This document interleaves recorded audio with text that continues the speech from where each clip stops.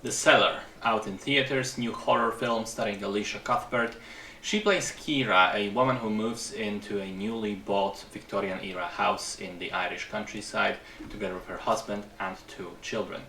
One night, she's out at work with her when her teenage daughter suddenly disappears, vanishes after a very cryptic phone call to the mother. Apparently, she goes down the cellar in the house, counting steps as she goes along, but she continues counting into the phone receiver many more steps than there actually are.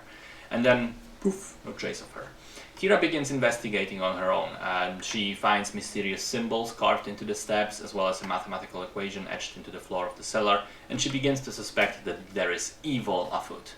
So, I really didn't like this film. I think for a horror, it is distinctly not scary, not even creepy, but instead just straight up boring.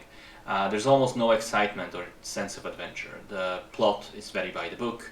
Some of the decisions made by the characters are kind of strange. The dialogue and performances felt completely flat, and the central mystery is kind of unsatisfying in its resolution, in the way that, I remember the film ending and me thinking, okay, is that it? Is this everything?